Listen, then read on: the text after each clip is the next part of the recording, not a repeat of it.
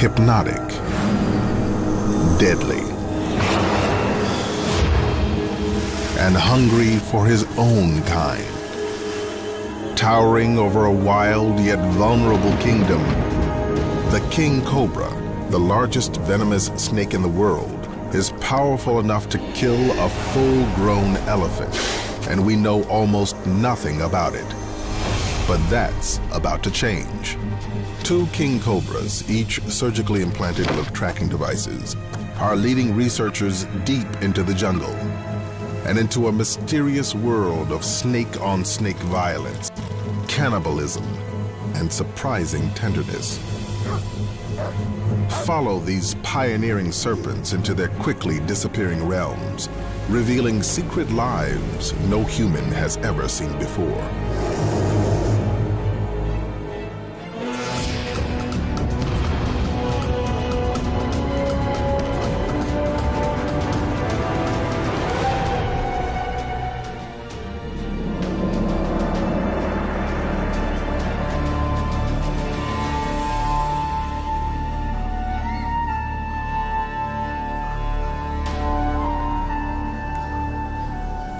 In the sun-dappled forests of India, a rat snake tastes the air for the scent of his prey.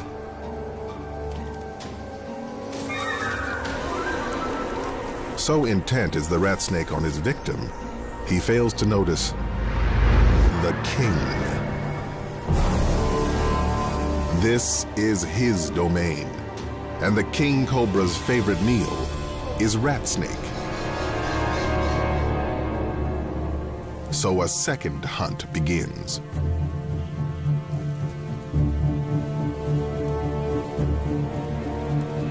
The rat snake sees his mistake, but it's too late.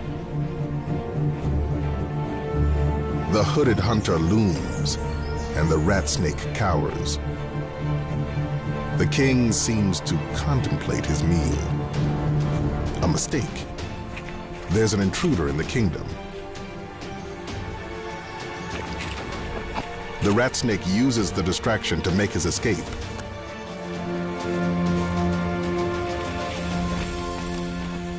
The king's dinner will have to wait.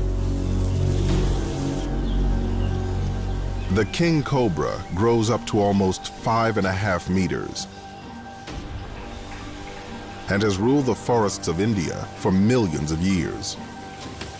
But this ancient creature lives in an increasingly human world, and its kingdom grows smaller every year.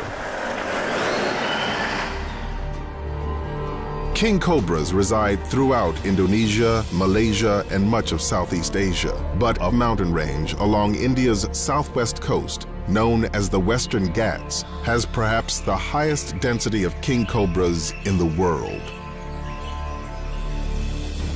The Ghats are one of the wettest places on Earth. Vast quantities of India's water run through its labyrinth of rivers and waterways.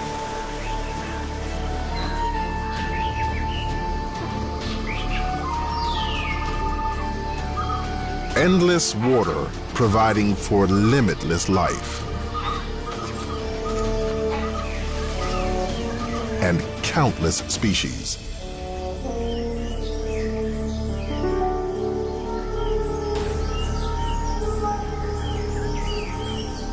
All this life ensures a chain of never-ending death.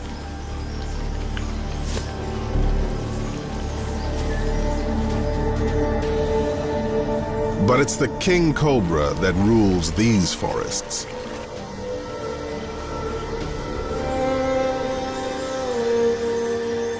It can live up to 30 years of age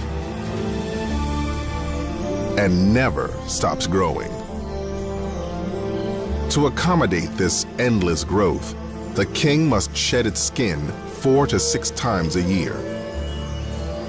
The first sign, its eyes become cloudy. From a milky secretion released to help separate old skin from new. When its eyes clear, it begins shedding. It can take up to 10 days to scrape the used flakes of itchy, irritable skin free. It's an anxious time in the life of a snake, and a bad time to seek out the company of humans. But houses offer warmth, shelter, and a choice of hiding places.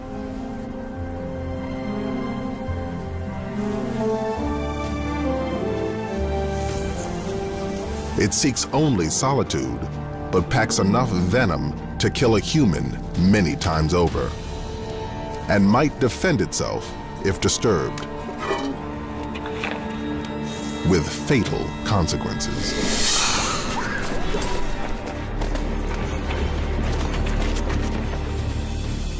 Fortunately, the villagers around here revere the king and know who to call when one takes up residence.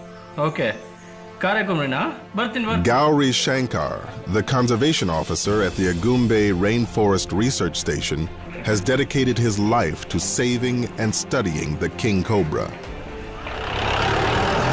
Gauri and the founder of the research station, renowned herpetologist Ram Whitaker, are about to embark on the most ambitious study ever conducted with the king. They want to capture and radio tag king cobras for the first time and follow them into the wild. But they need a king for the experiment, and this distress call may provide the perfect opportunity. There are problems with king cobras sometimes, and no matter how patient and how kindly they feel toward king cobras, having one in your bedroom is no fun. Capturing king cobras is a potentially deadly business. Even the best get bitten. Yeah, just look. Gauri has been bitten once. Quite clear here. Ram's been struck twice, and he's now allergic to the anti-venom. If it's anywhere, it's going to be under the baskets. I think I can see her already. Yeah, she's glistening under there. Easy does it, easy does it. Oh, man. Yep, and she's shedding her skin, too. He handles the nearly 3-meter king with an ease that comes only from decades of experience. She's really nice, Gauri. It looks like a female. They know by the size of the head and the coloring of the skin that this king is actually a queen. Before they bag her, they take a photograph to record the pattern on her hood. And it's kind of like fingerprinting an animal, isn't it? Yeah. Good? Yeah. One more. But to do this, they must make her open her Try to hood. get a good straight In other shot so words, it's all in focus. make her mad. That's where I go. Not something for the faint of heart. With these mugshots, they hope to assess how many snakes live in the area and keep tabs on snakes they've met before. Okay? A successful photo ID, and they offer her a dark escape. A capture bag fitted with a piece of PVC pipe. See the pipe? And the rescue is complete. You're just scared. Normally, they'd release her away from the village. But they've got much bigger plans for today's prize. They'll take her back to the research station to prep her for a groundbreaking role in Cobra research. Until now, studying kings in their natural habitat has been virtually impossible. The forests are too dense and the snakes too elusive. As a result, little is known about the king's life in the wild. Where it goes, what it does, or the size of its range. Ram and Gauri's plan is to surgically implant small radio transmitters into 2 king cobras and follow them into the wild. Because these little understood animals are now endangered, this research project is more important than ever.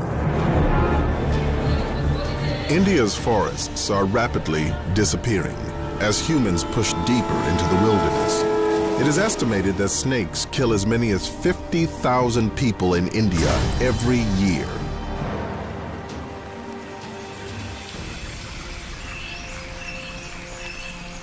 While the king cobra is the largest venomous snake in India, there have been only 4 reported deaths in South India in the past 20 years. And though it has more venom than any other snake, only 10% of the people they bite die. Because kings can control how much venom they release. Muscles around the venom glands contract, squeezing calculated amounts of neurotoxins through its hypodermic fangs and into the victim. Or it can release none at all, which is often the case with humans. After all, venom is valuable. And the king is a prolific killer of other snakes. The king cobra's diet consists almost entirely of serpents.